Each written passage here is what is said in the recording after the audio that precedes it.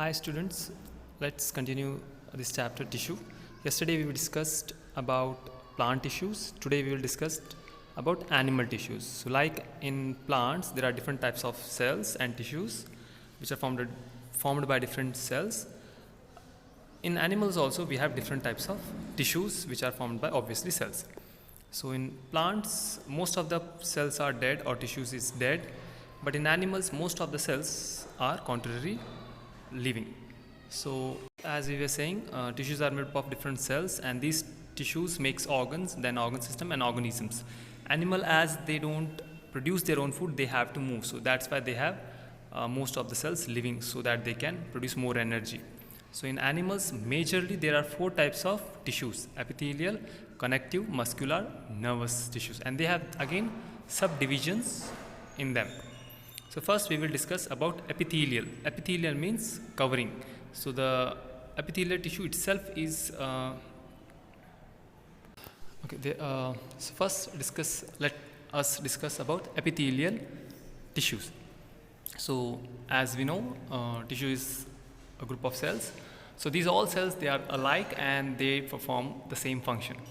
So epithelial cells or tissue, it mostly helps in covering of the organs and organisms. They are again different types. The major 3 types are squamous, cuboidal and columnar, based on how their structure is. Okay, and based on their structure they have their own functions. So first functions, as we know, these are covering. So obviously they helps in protection.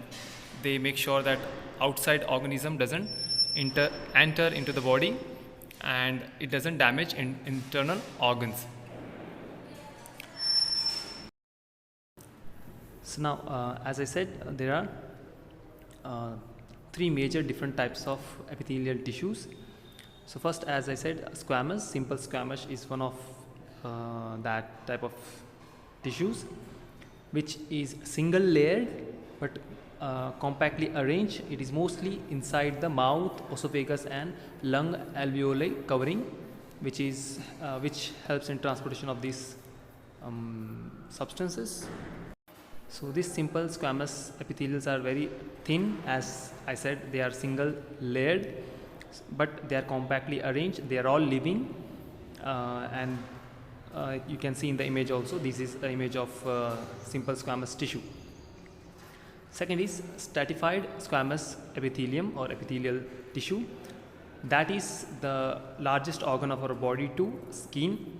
They are in multiple layers. Skin is made up of squamous or epithelial tissues, which is one above the other. There are many layers, as you can see in the image also. There are multiple layers which form the skin, and skin is the largest organ too, which covers the whole organism, and it protects us like other epithelial tissues. Next is cuboidal. The cells are cube shaped. They are mostly secretion and absorption role, so that's why they are mostly present in the glands, so like our salivary gland, liver, kidney.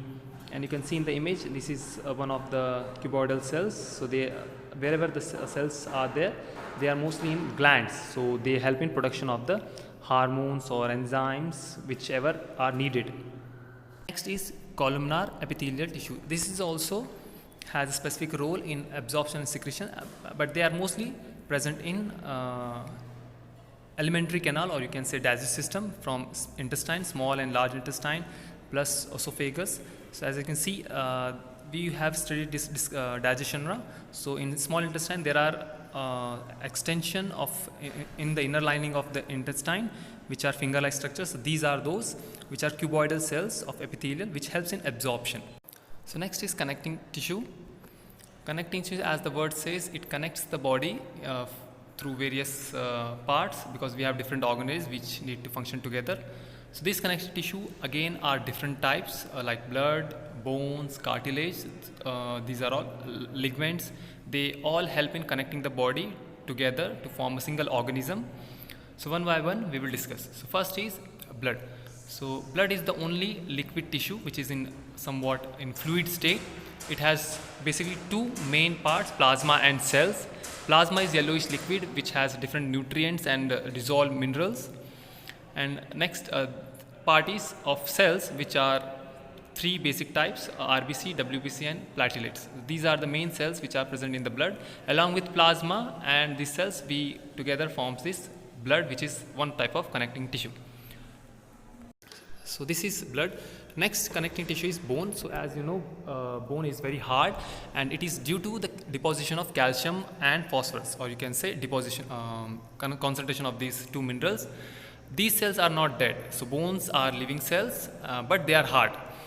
They are also respiring and producing. They are absorbing minerals to grow. Like we know, from child to the adult, we grow, and bones also grow along with that. So they are living, and these bones are joined together with the help of another connecting tissue we call ligament. So ligament is a tissue which helps in connecting bone to bone. So all our bones, which are around 206 bones in an adult organism, they are connected by ligaments. Now these bones are connected to muscles also. So we have different types of muscles in our different parts, and they are connected to the bone, which is the framework of the body, and they are connected by the connecting tissue called tendon. So tendon help in connecting muscle to bones. One more type of connective tissue called cartilage, which is very soft, flexible, which is majorly made up of protein and sugars, which is present in our nose, ear, larynx, our sound box, which we call, and on the joints of the bones. So you can see the cells are less, and collagen fiber is more. So that's why they are very soft. So if you touch your nose or ear, they are soft because they are not. They don't have hard contents in them, like calcium. There are two more types of tissue which are in connective tissue. They have special roles in that. So first is areolar tissue. Areolar tissues are the tissues which helps in filling the gaps between the in the organs, like heart and lungs. There is little gap which are filled by these tissues. Organs, they have certain gap between one to another, that is filled by areolar tissue. Second is adipose tissue. This is the tissue which is also in between, also present inside the in between the skin and internal organs, and this is the tissue which actually stores the fat that helps in gaining the weight. So next is muscular tissue, the third type of tissue which is present in the humans. As you know, there are more than 600 plus muscles. These muscles together helps in movement of the body. Okay, and they are also living cells, obviously. So there are different types of muscle tissues. There are basically three types of muscle tissues which will be discussed in this chapter. Based on their function, we have divided them. So we will see first is voluntary muscles, or we also call them as skeleton muscles or striated muscles, which actually helps in the movement of our body, movement of our arm, leg, running, all the activities. They are controlled by these, and they are based on our thinking. So how you think these muscles move. So this is the diagram sketch of the muscle tissue. They are multinucleated. They have stripes on them. That's why we call them as striated muscles. And second is smooth muscles or involuntary muscles. These muscles are found in lungs and other parts of the body which has single nucleus, and they are very long. They possess splendid shaped nucleus. Okay. So this is the diagram of that. They are long, they have spindle shaped muscle, a nucleus, and they are present in different parts of the body like eyes, lungs. Okay, and last is cuboidal muscles, or that is also involuntary muscle. That means we can't control its movement, and it is basically present. The heart is made up of this tissue which start its work before birth, and it continues till life continues. These muscles are as you can see, they are branched, single nucleated, okay, and uninucleated. These are three types of muscle tissues which we saw. Now last is nervous tissue. This is the fourth type of tissue which is highly important. It helps in this is the tissue through which we control our whole body, and the main part of this nervous tissue is brain, spinal cords and nerves. The neuron is the basic unit of this tissue.